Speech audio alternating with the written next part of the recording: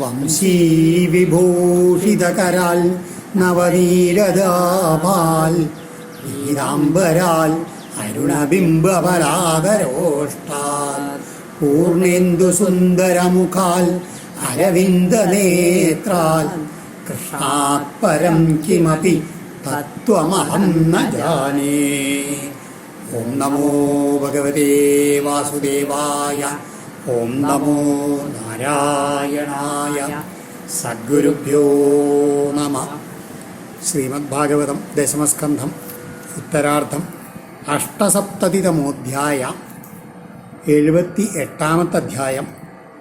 ശ്രീശുക ഉവാച ശിശുപാലസ്യ ശാല്വസ്യ പൗണ്ഡ്രകസ്യാപി ദുർമതി പരലോകഗതാനാം ച കുർവൻ ആരോഗ്യസൗഹൃദം ഏക പദാദി സംക്രുദ്ധോ ഗദാപാണി പ്രകമ്പയൻ തഭ്യം ഇമാം മഹാരാജ മഹാസത്വോ വ്യദൃശ്യത. കഴിഞ്ഞ അധ്യായത്തിൻ്റെ അവസാനത്തിൽ പറഞ്ഞു, ഈ ശാല്വൻ മരിച്ച സമയത്ത് അവർക്കൊക്കെ അതിനൊക്കെ പകരം ചോദിക്കാൻ വേണ്ടി, അല്ലെങ്കിൽ അവർക്ക് ഒരു തങ്ങളുടെ സുഹൃത്തുക്കളായിട്ടുള്ള അവർക്ക് പ്രത്യുപകാരം ചെയ്യാൻ വേണ്ടിയിട്ട്, അതാണ് പാരോക്ഷ സൗഹൃദം എന്നപ്പോൾ ഇവിടെ പറഞ്ഞത്. അത് പരോക്ഷമായിട്ട് അവർക്ക് സൗഹൃദം ചെയ്യുവാനായിട്ടാണ് ദന്തവക്ത്രൻ എന്ന് പറഞ്ഞിട്ടുള്ള ഭഗവാന്റെ വേറൊരു അച്ചമ്മകളുടെ മകൻ. അത് അവൻ എങ്ങനെയാണ്? ദുർബുദ്ധിയാണ്, മഹാബലവാനാണ്. അങ്ങനെ അവൻ ഏകനായി അതിസംക്രുദ്ധോ, വളരെ പദന്യാസം കൊണ്ട് ആ ഭൂമി എങ്ങനെ വിറപ്പിച്ചുകൊണ്ട്, പദ്ഭ്യാം ഇമാം മഹാരാജ പ്രകമ്പയൻ, ആ ഭൂമി എങ്ങനെ വിറപ്പിച്ചുകൊണ്ട്, ഓരോ കാൽവെപ്പിലും ഭൂമിയെ വിറപ്പിച്ചുകൊണ്ട് ഗതയും ധരിച്ചുകൊണ്ട് ഈ ദന്തവക്ത്രൻ അങ്ങനെ ദ്വാരകയിലേക്ക് അങ്ങോട്ട് നടന്നു വന്നു. കരൂഷ രാജാവായിട്ടുള്ള വൃദ്ധശ്രവസിൻ്റെയും അതുമാതിരി വസുദേവൻ്റെ സഹോദരിയായിരുന്ന ശ്രുതദേവടിയും പുത്രനാണ് ഈ ദന്തവക്ത്രൻ. സനകാദികളുടെ ആ ശാപത്തിന് പാത്രി പോയിട്ടുള്ള ജയവിജയന്മാരുടെ 3ാമത്തെ ജന്മമാണ് ശിശുപാലനും ദന്തവക്ത്രനും. അതിൽ ശിശുപാലൻ വധിക്കപ്പെട്ടു. ദന്തവക്ത്രൻ്റെ വധാണ് ഈ അധ്യായത്തിൽ. തം തഥായന്തമാലോക്യ ഗദാമാദായ സത്വര അവപ്ലുത്യ രഥാൽ കൃഷ്ണ സിന്ധും വേലേവ പ്രത്യഥാൽ ഗദാം ഉദ്യമ്യ കാരൂഷോ മുകുന്ദം പ്രാഹദുമ്മദ ദിഷ്ട്യാ ഭവാനദ്യ മമ ദൃഷ്ടിപദം ഗതാ. ഭഗവാൻ ഈ ശാല്വന്റെ വധം കഴിഞ്ഞ് രഥത്തിൽ മടങ്ങി വരണ സമയത്താണ് ഈ ദന്തവക്ത്രന്റെ ഈ നേരിടൽ. അപ്പോൾ നേരിട്ട് വന്ന അപ്രകാരം ഇങ്ങനെയാണ്: തം തഥായാന്തം ആലോക്യ ഗദാം ആദായ സത്വര. ആ തന്നെ നേരിട്ട് ഈ ദന്തവക്ത്രൻ വരുന്നത് കണ്ടപ്പോൾ ഭഗവാൻ ശ്രീകൃഷ്ണൻ സത്വര വേഗത്തിൽ ഗദയും എടുത്തിട്ട് രഥത്തിൽ നിന്ന് പുറത്തു ചാടി. അവപ്ലുത്യ രഥാൽ കൃഷ്ണ സിന്ധും വേലേവ പ്രത്യതാൽ, സമുദ്രത്തെ കര എങ്ങനെ തടയണു അതുമാതിരി ആ ദന്തഭക്തനായിട്ട് വെള്ളിവെച്ചാണ് തടഞ്ഞു. അപ്പോൾ കരുഷപുത്രനായുള്ള ദന്തഭക്തൻ ഭഗവാനോട്, എനിക്ക് എൻ്റെ മുമ്പിൽ ഇപ്പോൾ കണ്ടത് എൻ്റെ ഭാഗ്യമാണ്, മമ ദൃഷ്ടിപഥം ഗത ദിഷ്ട്യ എൻ്റെ ഭാഗ്യം കൊണ്ടാണ് എന്ന് പറഞ്ഞുകൊണ്ട് അങ്ങോട്ട് ഭഗവാനെ ആക്രമിക്കാൻ വേണ്ടിയിട്ട് ദന്തഭക്തൻ പുറപ്പെട്ടു. ത്വം മാതുലേയോ ന കൃഷ്ണ മിത്രധൃമാം ജിഗാംസസി അതസ്ത്വം ഗതയാമന്ദ അനിഷ്യേ വജ്രകൽപ്പയാ. ഏ കൃഷ്ണ, നീയെ എൻ്റെ മാതുലപുത്രനാണ്, മാതുലേയനാണ്. പക്ഷേ എൻ്റെ ശത്രുക്കളെക്കാൾ ദ്രോഹിച്ചു നീ. മിത്രദ്രുമാം എന്ന് മാത്രമല്ല, എന്നെയും നീ കൊല്ലാൻ വേണ്ടി മാം ജിഹാംസി, എന്നെയും കൊല്ലാൻ പുറപ്പെട്ടുകൊണ്ടല്ലേ നീ വന്നിരിക്കണേ. അതുകൊണ്ട് എടാ മന്ദനായവനെ, നിന്നെ ഞാൻ എൻ്റെ വജ്രകൽപ്പയാ ഗതയാ ഹനിഷ്യേ, വജ്രം പോലുള്ള എൻ്റെ ഈ ഗത കൊണ്ട് തന്നെ ഞാൻ ഇതപ്പോൾ കൊല്ലാൻ പോവാണ്. തർഹ്യാനന്യമുവൈമ്യജ്ഞ മിത്രാണാം മിത്രവത്സല ബന്ധുരൂപമരിം ഹത്വാ യാതിം ദേഹചരം യഥാ.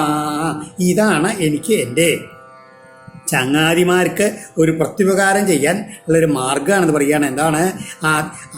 ആനൃണം അതായത് അവരോടുള്ള കടം വീട്ടിൽ മാതിരിയാണ് എനിക്ക് പറയുക. എങ്ങനെയാണ്? കാരണം എന്താണ്?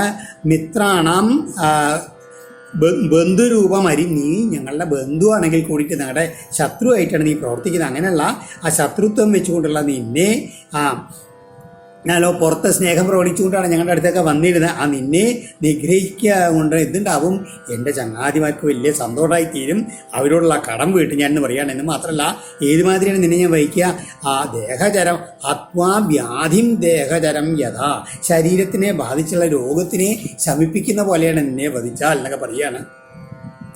ഏവം രൂക്ഷൈസ്തുതൻ വാക്യൈ കൃഷ്ണം തോത്രൈരിവദ്വിവം ഗതയാതാടയൻ മൂർധ്നി സിംഹവൽവ്യനദച്ഛസാ. ഇപ്രകാരം എങ്ങനെയാണ് തോത്രൈരിവ ദ്വിപം, ഒരു ആനയെ ഇങ്ങനെ തോട്ടികളെ കൊണ്ട് ഇങ്ങനെ വലിക്കണമായി ഇങ്ങനെ ഈ പരുഷ വാക്കുകളെ കൊണ്ട് ഭഗവാനെ വേദനിപ്പിച്ചുകൊണ്ട് എന്ത് ചെയ്തു, ഗതയാ താടയൻ മൂർധ്നി, ആ ഭഗവാന്റെ ശിരസ്സിൽ ആ തൻ്റെ ഗത കൊണ്ട് അങ്ങോട്ട് പ്രഹരിച്ചു കേട്ടോ. സിംഹത്തിനെ പോലെ സിംഹവൽ വ്യനതച്ച, സിംഹത്തിനെ പോലെ അങ്ങോട്ട് ഗർജിക്കാനും തുടങ്ങി. ഗതയാ അഭിഹതോപ്യാജൗ നചാല യദൂദ്വഹ കൃഷ്ണോപി തമഹൻ കുർവ്യാ കൗമോദക്യാസ്തനന്തരേ. അങ്ങനെ ആ ഗതാപ്രഹരം ഏറ്റിട്ടൊന്നും ഭഗവാൻ കുലുങ്ങിയിലെന്ന ചചാല യദുദ്വഹ എന്ന് പറയുകയാണ് കേട്ടോ. തൻ്റെ ആ പടുകൂറ്റൻ ഗതയായിട്ടുള്ള ആ കൗമോദക്കി കുർവ്യ, കൗമോദക്യ എന്ത് ചെയ്തു, ദന്തഭക്തൻ്റെ മാറത്ത് അങ്ങോട്ടും പ്രഹരിച്ചു. ഗതാനിർഭിന്ന ഹൃദയ ഉദ്വമൻരുതിരം മുഖൽ പ്രസാര്യ കേശബാഹു അംഘ്രീൻ ധരണ്യം ന്യപതൽ വസു ന്യപതൽ വ്യസു. ഇങ്ങനെ ആ ഭഗവാന്റെ ഗതാപ്രയോഗം കൊണ്ട് നിർഭിന്ന ഹൃദയ മാറിട അങ്ങോട്ട് പൊട്ടി പിളർന്നിട്ട് വായിന്ന് രുതിരം മുഖാൽ ഉദ്വമൻ, ചോരങ്ങനെ വന്നുകൊണ്ട് ആ പ്രസാര്യ കേശബാഹു അംഘ്രീൻ, കൈയും കാലുകളും തലമുടിയൊക്കെ ഇങ്ങനെ വേദനിക്കൊണ്ടങ്ങനെ മലർന്നടിച്ചിട്ട് അവൻ ധരണ്യ ഭൂമിയിൽ അങ്ങോട്ട് വീണു. എങ്ങനെയാണ്, വ്യസു ജീവൻ പ്രാണം കൈവിട്ടവനായിട്ട് അവനങ്ങോട്ട് വീണു. തഥാ സൂക്ഷ്മതരം ജ്യോതി കൃഷ്ണമാ വിശദത്ഭുതം പശ്യതം സർവഭൂതാനം യഥാ ചൈദ്യവതേ നൃപാ. ഏ പരീക്ഷിത്തേ, ആ സമയത്ത് ആ ശിശുപാലൻ്റെ വധത്തിൽ യഥാ ചൈദ്യവതേ എങ്ങനെ ഉണ്ടായി, അതേമാതിരി തന്നെ ഒരു സൂക്ഷ്മതരമായിട്ടുള്ള ഒരു ജ്യോതിസ് ഈ എന്താണ് ഇവൻ്റെ ശരീരത്തിൽ നിന്ന് പുറപ്പെട്ടിട്ട് കൃഷ്ണമാവിശദത്ഭുതം ഭഗവാനിലേക്ക് അങ്ങോട്ട് പ്രവേശിച്ചു. എല്ലാവരും കണ്ടുകൊണ്ട് നിൽക്കുകയെന്നാണ് പറയണത്. അങ്ങനെ ആ ജയവിജയന്മാർ അവരുടെ 3 ജന്മങ്ങളും ഇതോടെ സമാപിച്ചിട്ട് ഭഗവാനെ പ്രാപിക്കുകയും ചെയ്തു. ആ സമയത്ത് വിദൂരതസ്തുതൽ ഭ്രാത ഭ്രാതൃശോക പരിപ്ലുത ആഗച്ഛൽ ആസി ചർമാഭ്യം ഉച്ഛ്വസം തജ്ജികം സയാ. ആ സമയത്ത് ദന്തഭക്തൻ മരിച്ച സമയത്ത് എങ്ങനെയാണ്, വിദൂരതൻ എന്ന് പറഞ്ഞുള്ള അവൻ്റെ അനിയൻ ആ ഭ്രാതൃശോക പരിപ്ലുത, തൻ്റെ സഹോദരൻ മരിച്ചതിലുള്ള സങ്കടം കൊണ്ട് ആ പെട്ടെന്ന് കൂടി എങ്ങനെയാണ് ആസി ചർമാഭ്യാം ഉച്ഛ്വസൻ തജ്ജികാംസ, ഭഗവാനെ വധിക്കാൻ ആളുടെ ആഗ്രഹത്തോട് കൂടിയിട്ട് കയ്യിൽ ഒരു വാളും പരിചയം കയറ്റിക്കൊണ്ട് അങ്ങോട്ട് ചീറിയെടുത്തു ഭഗവാന്റെ അടുത്തേക്ക്. തസ്യ ചാപതത കൃഷ്ണ ചക്രേണ ചുരനേമിന ശിരോജഹാര രാജേന്ദ്ര സഖിലീടം സകുണ്ടലം. ഈ രാജേന്ദ്ര പരീക്ഷിത്തെ അങ്ങനെ തസ്യ ചാപത, അങ്ങനെ തൻ്റെ നേരത്ത് വരുന്ന അവൻ്റെ എങ്ങനെയാണ് കിരീടം കുണ്ടലം ശിര ജഹാര, അതായത് അവൻ്റെ കിരീടവും കുണ്ടലും കൂടിയിട്ടുള്ള ആ ശിരസിനെ ഭഗവാൻ അങ്ങനെ അങ്ങോട്ട് അരിഞ്ഞു കളഞ്ഞു. എങ്ങനെയാണ്, ക്ഷുരനേമിന അതിമൂർച്ചുള്ള തൻ്റെ ചക്രായുധം കൊണ്ടാണ് അവൻ്റെ കഴുത്തറുത്തു എന്ന് പറയണം. ഏവം സൗഭം ച ശല്യം ച ദന്തവക്ത്രം സഹാനുജം ഹത്വാ ദുർവിഷാനന്യൈർ ഈഡിത സുരമാനവൈ മുനിഭി സിദ്ധഗന്ധർവൈർ വിദ്യാധരമഹോരഗൈ അപ്സരോഭി പിതൃഗണൈർ യക്ഷൈർ കിന്നരചാരണൈ ഉപഗീയമാന വിജയ കുസുമൈരഭിവർഷിത വൃതശ്ച വൃഷ്ണിപ്രവരൈർ വിവേശാലങ്കൃതം പുരിം.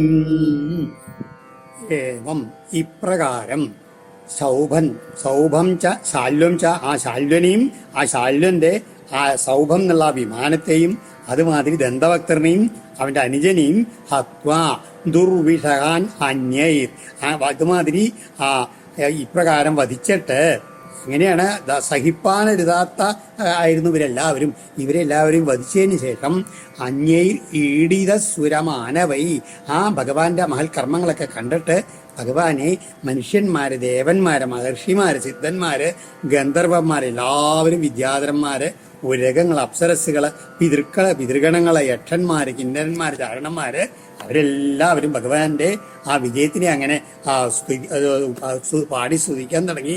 എന്നുമല്ല കുസുമൈര അഭിവർഷിത പുഷ്പവൃഷ്ടി അങ്ങനെ നടത്തി ഭഗവാന്റെ ശിരസിൽ. ഇങ്ങനെ ആ ഭഗവാൻ വൃതശ്ച വിഷ്ണിപ്രവരൈർ മറ്റുള്ള യദുപ്രമുഖന്മാരോട് കൂടിയിട്ട് തൻ്റെ വളരെയധികം അലങ്കരിച്ചുള്ള ദ്വാരകാപുരിയിലേക്ക് അങ്ങോട്ട് പ്രവേശിച്ചു അവരെല്ലാവരോടും കൂടിയിട്ട്. ഏവം യോഗേശ്വര കൃഷ്ണോ ഭഗവാൻ ജഗദീശ്വര ഈയതേ പശുദൃഷ്ടീനാം നിർജിതോ ജയതീതി സാ. അതായത് ഇപ്പോൾ ഭഗവാൻ ഇവിടെ ദ്വാരകയിലേക്ക് രാജസൂയ യജ്ഞം കഴിഞ്ഞ് ഇന്ദ്രപ്രസംഗർ പുറപ്പെട്ട് മടങ്ങി വരണ വഴിക്കാണ് ഈ കോലാഹലങ്ങളൊക്കെ ഉണ്ടായത്.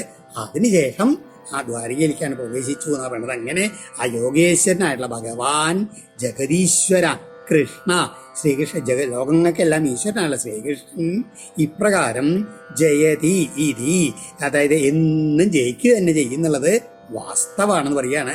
പശുദൃഷ്ടീനാം സ നിർജിത ഈയതേ. എന്നാൽ സാധാരണക്കാർക്ക് ചിലപ്പോൾ തോന്നും ചിലപ്പോൾ ഭഗവാനെ പരാജയപ്പെടുത്തിയെന്ന് ആർക്കെങ്കിലും തോന്നുന്നുണ്ട് വെച്ചാൽ അതിൽ വാസ്തവ ലേശമില്ല എന്ന് ഉറപ്പിച്ച് പറയുകയാണ്. നേരത്തെ പറഞ്ഞില്ലേ, അതിനെ ഒന്നും കൂടി സൂചിപ്പിച്ച് പറയുകയാണ്. അതിന് ശേഷം ഇനി ബലരാമന്റെ തീർത്ഥയാത്രയെ പറ്റിയാണ് പറയുന്നത്. ശ്രുത്വായുദ്ധോദ്യമം രാമ കുരുണം സഹ പണ്ഡവൈ തീർത്ഥാഭിഷേകം വ്യാജേന മധ്യസ്ഥ പ്രയൗകില. അപ്പോഴേക്കും ഇവിടെ കുറച്ചു കാലം കഴിഞ്ഞപ്പോഴേക്കും ഭാരതയുദ്ധത്തിനുള്ള ഏർപ്പാടൊക്കെ തുടങ്ങി. അതായത് കൗരവന്മാരും പാണ്ഡവന്മാരും തമ്മിൽ യുദ്ധം തന്നെ ഇനി രക്ഷയുള്ളൂ മാർഗമുള്ളൂ എന്നുള്ള രീതിയിൽ അവരെത്തിച്ചേരുന്ന ആ സമയത്ത് ശ്രുത്വ യുദ്ധോദ്യമം രാമ കുരൂണാം സഹ പാണ്ഡവന്മാരും കൗരവന്മാരും തമ്മിലുള്ള യുദ്ധം പുറപ്പെടാനുള്ള ഏർപ്പാടാക്കിയിട്ടുണ്ടെന്ന് മനസ്സിലായിട്ട് എന്ത് ചെയ്തു?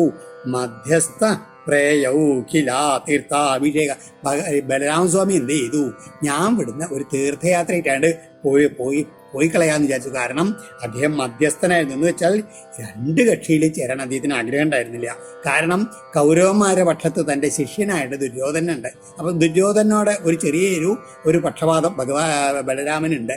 അതേ സമയത്ത് ഭഗവാൻ കൃഷ്ണൻ അർജുനന്റെ കൂടെ പാണ്ഡവന്മാരുടെ കൂടെ ഉണ്ട്. അതുകൊണ്ട് ഭഗവാനെതിരായിട്ട് യുദ്ധം ചെയ്യാനും വയ്യ, അതുകൊണ്ട് ഈ ദുര്യോധനെതിരായിട്ട് യുദ്ധം ചെയ്യാൻ വയ്യാത്തതുകൊണ്ട് പാണ്ഡവരുടെ കൂടെയും നിൽക്കാൻ വയ്യ. അതാണ് മധ്യസ്ഥ ഇരു കക്ഷിയിലും ചേരാണ്ട് എന്ത് ചെയ്തു?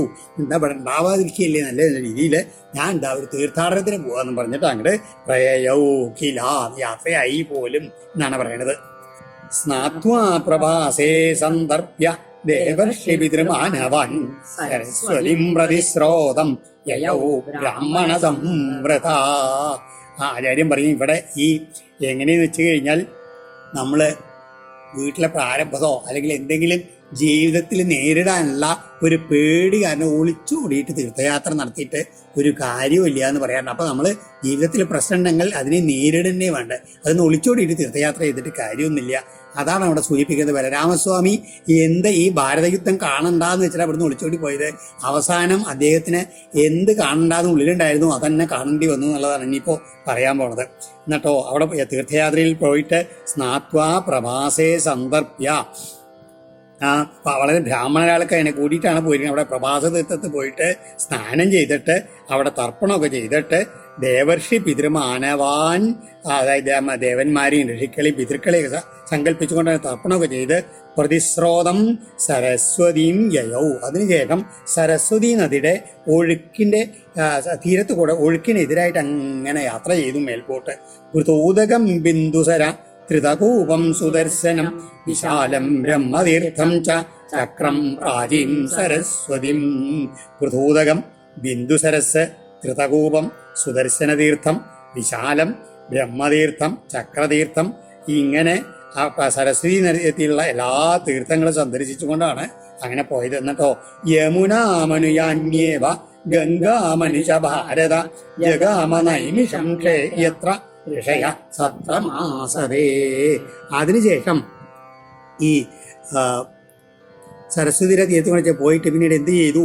ഈ ഒടുവില് ചെന്നിട്ട് യമുനാതീരത്തെത്തി. എന്നിട്ട് യമുനാതീരം വഴി അങ്ങനെ പോയിട്ട് ഗംഗാതീരത്തിലുള്ള അവിടെയുള്ള തീർത്ഥങ്ങളിലും ഒക്കെ പോയി മേലെ അവസാനം ഗംഗാനദിയുടെ തീരത്തെ ഉള്ള എന്ത് ചെയ്തു? നൈമിഷം ക്ഷേത്രത്തിൽ നൈമിഷാരണ്യത്തിൽ അവിടെ എത്തിയെന്ന് പറയുകയാണ്. അവിടെ എങ്ങനെയാണ്? ഋഷയ സത്രം അസതേ. മഹർഷിമാരെല്ലാവരും കൂടിയിട്ട് അവിടെ സത്രം നടത്തിക്കൊണ്ടിരിക്കുകയാണ്.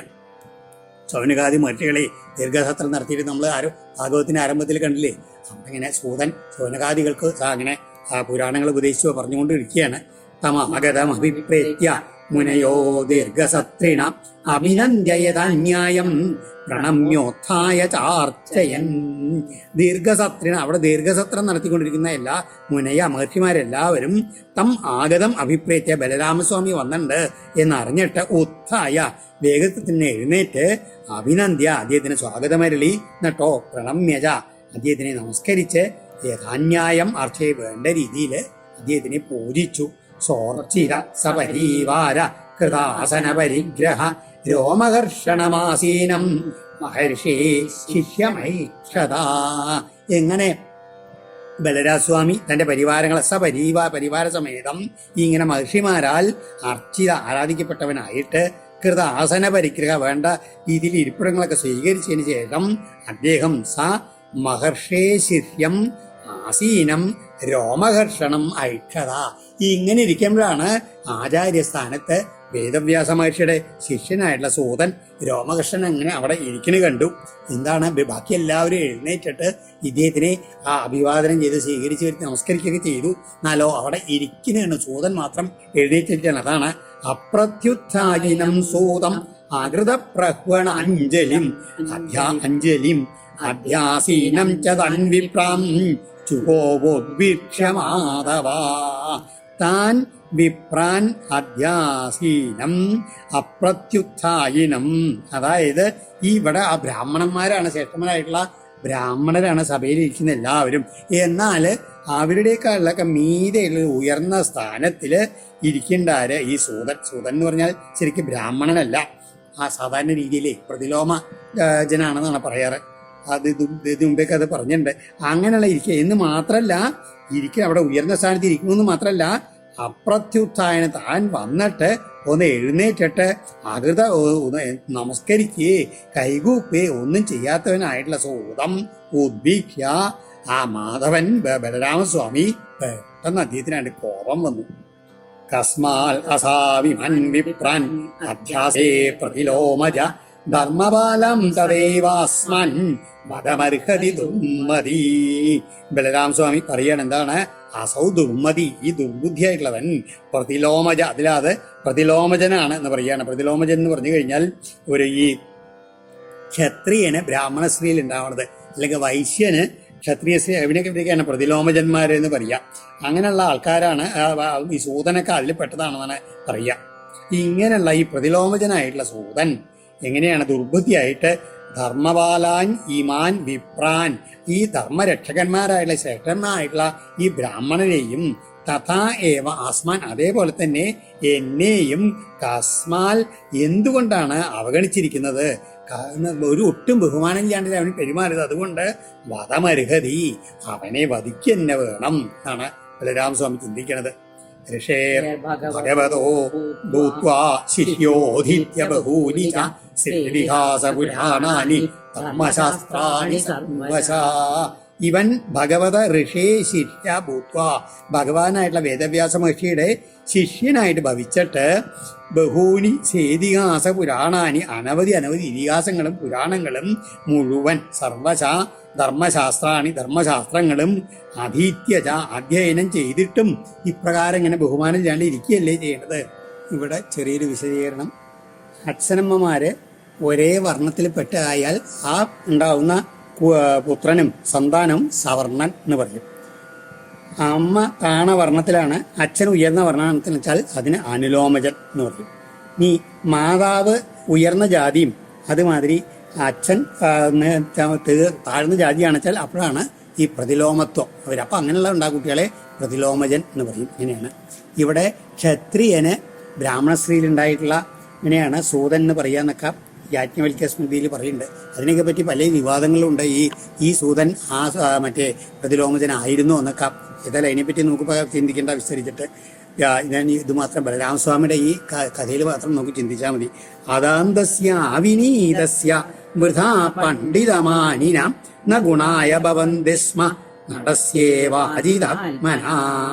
അദ്ദേഹത്തിന് ഏതായാലും കോപം വന്നിട്ട് എന്ത് പറഞ്ഞു, ഇങ്ങനെ ഉണ്ടല്ലോ, ഈ വേദവ്യാസമായിട്ട് ശിഷ്യനായിട്ടും പുരാണങ്ങളും ഇതിഹാസങ്ങളും ധർമ്മശാസ്ത്രങ്ങളൊക്കെ പഠിച്ചിട്ടും ഇവൻ അദാന്തസ്യ, അവന് അച്ചടക്കൽ ഇന്ദ്രിയ നിഗ്രഹം വന്നിട്ടില്ല എന്ന് മാത്രമല്ല അവിനീതസ്യ, വിനയം വന്നിട്ടില്ല. വൃഥാ പണ്ഡിതമാനിന, വെറുതെ താൻ പണ്ഡിതനാണെന്ന് അഭിമാനിക്കുന്നവനായിട്ടുള്ള അജിതാത്മന മനോനിഗ്രഹം വന്നിട്ടില്ല. ആദ്യം ഇന്ദ്രിയ നിഗ്രഹം വന്നിട്ടില്ല എന്ന് പറഞ്ഞപ്പോൾ മനോനിഗ്രഹവും വന്നിട്ടില്ല എന്ന് പറഞ്ഞു. നടസ്യ, ഒരു നടന്റെ ഒരു കാട്ടിക്കൂട്ടിലാണ് അവന്റെ മുഴുവൻ ആ ഭാഗം പറയാണ്. അതുകൊണ്ട് ഗുണായ ന ഭവന്തി സ്മ, അതായത് ഇവന്റെ ഈ പ്രവൃത്തി ഉണ്ടല്ലോ ഇവന് തന്നെ ഗുണം ചെയ്യില്ല എന്നാണ് അദ്ദേഹം പറയണത്. ഏതർത്ഥോ ഹി ലോകേസ്മിൻ അവതാരോ മയാകൃത രാമേ ധർമ്മധ്വജിന തേഹി പാതകിനോദിക. ഏതർത്ഥ അവതാര അസ്മിൻ ലോകേ മയാകൃത ഹി, ഞാൻ എന്തിനു വേണ്ടിയിട്ടാണ് ഈ ഭൂമിയിൽ അവതരിച്ചിരിക്കുന്നത്? ഈ ഇപ്രകാരമുള്ള ഈ അധർമ്മ പ്രവൃത്തികൾ ചെയ്യുന്ന ആൾക്കാരെ ധർമ്മധ്വജിന, ധർമ്മത്തിന്റെ ആ ധ്വജം വ്യാജമായിട്ട് വരുന്ന ആൾക്കാരെ വധിക്കാൻ വേണ്ടിയിട്ടാണ്, അതിലേക്ക് നിലനിർത്താൻ വേണ്ടിയിട്ടാണ് ഞാൻ അവതാരം എടുത്തുകൊണ്ട്. അതിനാൽ ഇവനെയുമായുള്ള ആൾക്കാരെ മേ വധ്യാൽ, എന്നാൽ കൊല്ലപ്പെടേണ്ടതാണ്. ഹി തേ, കാരണം അവർ അധികാ പാതകിന, അവർ വളരെയധികം പാതകങ്ങളാണ് ചെയ്യുന്ന ഈ ധർമ്മത്തിന്റെ പേരിൽ. അതുകൊണ്ട് ഇവനെ വധിക്കന്നെ വേണം. ഏതാവതുക്വാ ഭഗവാൻ നിവൃത്തോ സദ്വദാദവി ഭാവിത്വാത്തം കുശാഗ്രേണ കരസ്തേനാഹനൽ പ്രഭു. അസദ്വദാൽ നിവൃത്ത ആവി ഭഗവാൻ, അതായത് ദുഷ്ടനിഗ്രഹത്തിൽ നിന്ന് വിരമിച്ചവനാണ് എന്നൊക്കെ പറഞ്ഞിട്ടാണ് തീർത്ഥയാത്രയ്ക്ക് വന്നിരിക്കുന്നത്. ആ യുദ്ധമൊന്നും കാണാന്ന് പറഞ്ഞിട്ടാണ് അദ്ദേഹം ഇവിടെ വന്നിരിക്കുന്നത്. അങ്ങനെ ഉള്ള ഭഗവാൻ ബലരാമൻ ഏതാവൽ ഉക്ത, ഇത്രയും പറഞ്ഞിട്ട് ഭാവിത്വാൽ, വിധിഫലം തന്നെ പറയാളെന്ന് പറയാണ്. തം കരസ്ഥേന കുശാഗ്രേണ അഹനൽ, അവിടെ അടുത്ത് തന്നെ തൻ്റെ അടുത്തിരുന്ന ദർഭപുല്ലെടുത്ത് അങ്ങോട്ട് എറിഞ്ഞു ഈ സൂതന്റെ നേരിട്ട്. അത് സൂതൻ അങ്ങോട്ട് മരിച്ച് വീഴും ചെയ്തു എന്ന് പറയാണ്. അതാണ് ഭാവിത്വാ എന്ന് പറഞ്ഞാൽ ദൈവഹിതം, അതായത് വിധിവിഹിതം. അങ്ങനെയാണ് വിധി എന്താ ചെയ്യുക. അതുകൊണ്ട് നമുക്ക് ആർക്കും തടയാൻ നിവൃത്തിയില്ല പറയില്ലേ, വിധിവിഹിതം അങ്ങനെയാണ് ഉണ്ടായത് പറയാണ്. ഇനി അപ്പോഴേക്കും ഈ കാരണം എന്താ വിധിവിഹിതം പറയാൻ വെച്ചാൽ സൂതഹത്യയാണ് ചെയ്തിരിക്കണേ, പക്ഷെ അത് ബ്രഹ്മഹത്യയായി തീർന്നു എന്നിപ്പോൾ മഹർഷിമാര് പറയും. അപ്പൊ ആ കാരണം കൊണ്ട് സൂതൻ പ്രതിലോമജനല്ല എന്ന് മഹർഷിമാര് തെളിയിക്കുകയാണ്. ആഹേതിവാദിന സർവേ മുനയ ഖിന്നമാനസ ഊജു സംഘർഷണം ദേവം അധർമ്മസ്തേ കൃത പ്രഭോ. അപ്പോഴേക്കും അവിടെ ഇരുന്ന സദസ്സിലിരുന്ന എല്ലാവരും മഹർഷിമാരെല്ലാവരും കഷ്ടമായി പോയി എന്ന് പറഞ്ഞുകൊണ്ട് എന്ത് ചെയ്തു, ഖിന്നമാനസ, വളരെ ദുഃഖിതരായിട്ട് പറഞ്ഞുകൊണ്ട് എന്താണ് കഷ്ടം എന്ന് പറഞ്ഞുകൊണ്ട് ദേവം സംഘർഷണം ഊജു, ഭഗവാൻ ശ്രീ ബലരാമസ്വാമിയുടെ ഇപ്രകാരം പറഞ്ഞു, ഹേ പ്രഭോ തേ കൃത അധർമ്മ, അങ്ങയാൽ അധർമ്മം ചെയ്യപ്പെട്ടു എന്ന് പറഞ്ഞു. എന്താണ്, അസ്യ ബ്രഹ്മാസനം ദത്തം അസ്മാഭിര്യതു നന്ദന ആയുഷ്ടാത്മാക്ലമം താവൽ യാവൽ സത്രം സമാപ്യതേ. എന്താണ് ഹേ ലോകഭാവന, അങ്ങ് സാധാരണ രീതിയിൽ എങ്ങനെയാണ് ലോകങ്ങളെ മുഴുവൻ ശുദ്ധീകരിക്കുന്നവനാണ് അങ്ങ്. ഹേ യദുനന്ദന, യാദവ് വംശത്തിൽ ജനിക്കുന്ന അങ്ങ് എന്താണ് ഞങ്ങള് ഈ സൂതന് എന്തു കൊടുത്തിട്ടുണ്ട്, യാവൽ സത്രം സമാപ്തി, ഈ മഹത്തായിട്ടുള്ള സത്രം അവസാനിക്കുന്നവരേക്കും അത്രയും കാലം അസ്മാവി ഞങ്ങളാൽ ഇദ്ദേഹത്തിന് ബ്രഹ്മാസനം കൊടുത്തിട്ടുണ്ട് എന്ന് മാത്രമല്ല ആത്മാക്ലമം, ശരീരത്തിൽ നിന്ന് യാതൊരു ക്ഷീണം തട്ടാത്ത രീതിയിലുള്ള ആയുസ്സും ഞങ്ങളാൽ നൽകപ്പെട്ടതാണെന്ന് പറയാണ്. ഇതൊന്നും അറിയാണ്ടാണ് അങ്ങ് ഇവനെ വധിച്ചെന്ന് പറയാണ്. അജാനദൈവ അചരിത ത്വയാ ബ്രഹ്മവദോ യഥാ ഈശ്വരസ്യ ഭവതോ നാംനായോ വിനിയാമക യദ്യേതൽ ബ്രഹ്മഹത്യായ പാവനം ലോകപാവന ചരിഷ്യതി ഭവം ലോകസംഗ്രഹോനാന്യചോദിത. ലോകസംഗ്രഹോ ന അന്യചോദിത എന്നാണ് അതിൻ്റെ ഇത് വിഗ്രഹം വരിക.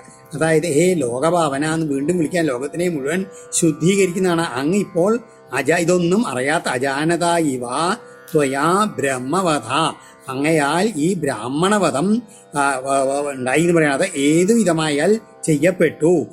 അങ്ങ് എങ്ങനെയാണ് ചെയ്തത്? കാരണം അങ്ങാണ് ആംനായ ആവി, വേദവിധികൾക്ക് പോലും യോഗേശ്വരനായുള്ള നിന്തിരുവടിക്ക് ഈ വേദവിധികളൊന്നും അങ്ങ് യോഗേശ്വരനാണ്, വേദങ്ങളെ ഉണ്ടാക്കിയിട്ടുള്ള ആളന്നെ അങ്ങാണ്. അങ്ങക്ക് ഈ വേദവിധികളൊന്നും യഥാർത്ഥത്തിൽ ബാധകല്ല. എങ്കിൽ കൂടി അനന്യചോദിത, മറ്റുള്ളവരാൽ പ്രേരിതനാകാതെ തന്നെ എന്ത് ചെയ്യണം? ഈ ബ്രഹ്മഹത്യക്ക് വേണ്ടതായിട്ടുള്ള പാവന പരിഹാരത്തെ യതി ചരിഷ്യതി അങ്ങ് ആചരിക്കുകയാണെങ്കിൽ അത് ലോകസംഗ്രഹ, ലോകത്തിന് ഒരു മാതൃകയായിട്ടും ലോകത്തിന് അനുഗ്രഹമായിട്ടും തീരുന്നു പറയാണ്.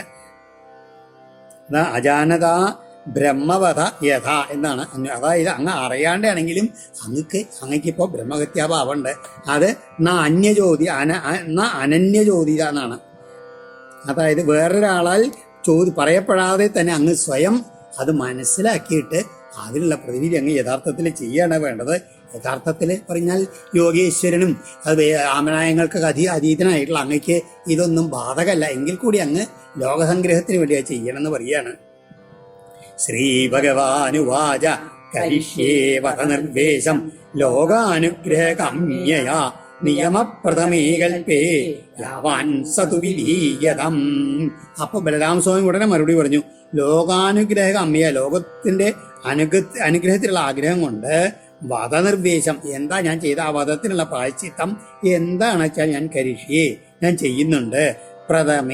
പ്രധാനമായിട്ടുള്ള പക്ഷത്തിൽ യാവാൻ നിയമ സതു വിധീയതം, അതായത് വേണ്ട രീതിയിൽ ഏറ്റവും നന്നായിട്ടുള്ള ഉചിതമായിട്ടുള്ള രീതിയിലുള്ള പ്രായശ്ചിത്തം എന്നുള്ളത് എന്താണെന്നുള്ളത് നിങ്ങൾ പറഞ്ഞു തന്നോളൂ, ഞാനത് ചെയ്യാന്നാണ് പറയുന്നത്. എനിക്ക് ലോകത്തിനൊരു മാതൃക ആയിട്ട് ഇരിക്കണമെന്നുണ്ട്. ദീർഘമായുർബദൈവിതസ്യ സത്വമിന്ദ്രിയമേവ ച ആശാസിതം യത്തദ്ബ്രൂത സാധയേ യോഗമായയാ എന്ന് മാത്രല്ല, ഇവനെ വധിച്ച് ഇദ്ദേഹത്തിനെ വധിക്കണ്ടായില്ലേ, അത് ഞാൻ മാറ്റിത്തരാം. അതായത് ഏതസ്യ ആശാസിതം, ഇദ്ദേഹത്തിന് നിങ്ങളാൽ കാക്ഷിക്കുന്നതായിട്ടുള്ള ദീർഘമായിട്ടുള്ള ആയുസ്സും സത്വം ബലവും ഇന്ദ്രിയ ശക്തിയും യൽച്ച, പിന്നെ എന്തൊക്കെ വേണ്ടച്ചാൽ തൽ സർവം ഏവ, അവയെല്ലാം തന്നെയും നിങ്ങൾ പറഞ്ഞോളൂ, എന്താ വെച്ചാൽ പറഞ്ഞോളൂ, അതൊക്കെ ഞാൻ യോഗമായയാ സാധയേ, എന്റെ യോഗമായാവലം കൊണ്ട് ഞാൻ സാധിച്ചു കൊടുക്കുന്നുണ്ട് എന്ന് പറയാണ്.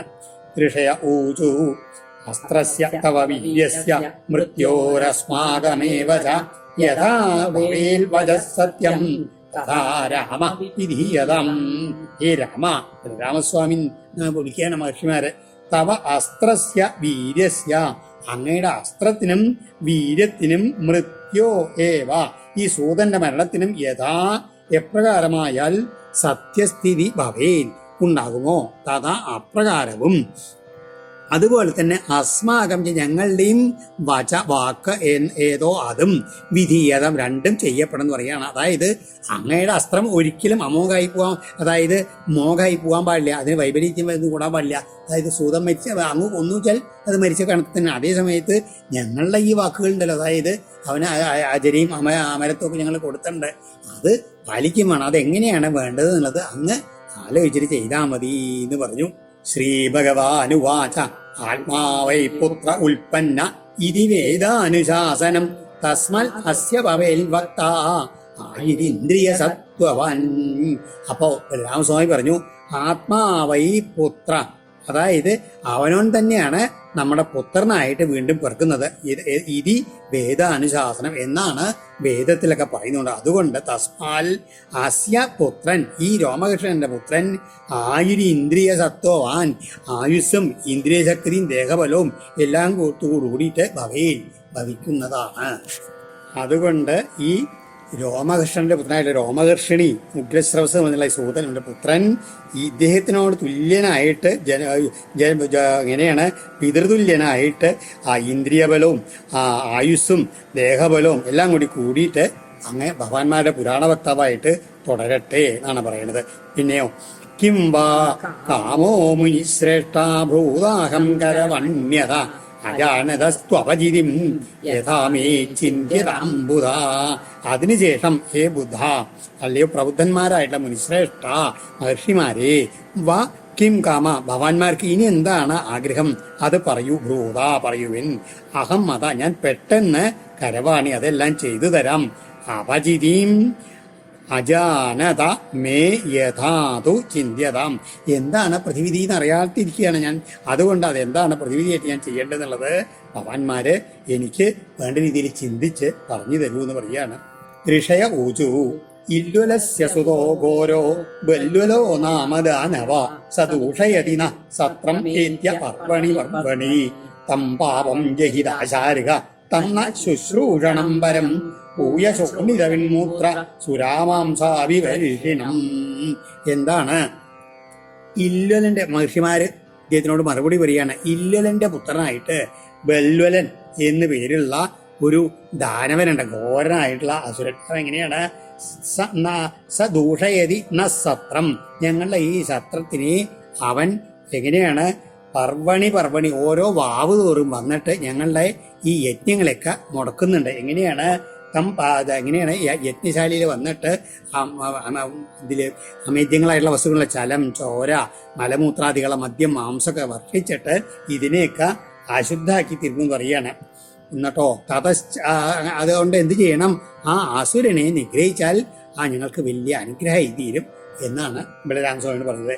അതിനുശേഷം തതശ്ച ഭാരതം വർഷം പരീത്യ സുസമാഹിര ചരിത്വാ ദ്വാദശമാസം തീർത്ഥസ്നായി വിശുദ്ധ്യസേ. അതിനുശേഷം അങ്ങ് ഈ ഒരു സംവത്സരം കാലം, അതാണ് ദ്വാദശമാസം, ഒരു 12 മാസം തീർത്ഥസ്നായി ഓരോരോ തീർത്ഥങ്ങൾ യാത്ര ചെയ്തുകൊണ്ട്, തീർത്ഥങ്ങളിലൊക്കെ സ്നാനം ചെയ്തുകൊണ്ട് അങ്ങനെ വിശുദ്ധ്യസേ, ഈ ബ്രഹ്മഹത്യാഭാവത്തിൽ നിന്ന് വിശുദ്ധി നേടാൻ വേണ്ടിയിട്ട് അങ്ങ് തീർത്ഥയാത്രയായിട്ട് അങ്ങനെ ഭാരതം മുഴുവൻ ചുറ്റി സഞ്ചരിക്കണം. അതാണ് ഞങ്ങളുടെ അഭ്യർത്ഥന എന്ന് പറഞ്ഞുകൊണ്ട് മഹർഷിമാര് ബലരാമസ്വാമിയോട് പറയാണ്. ഓം ശ്രീകൃഷ്ണാർപ്പണമസ്തു.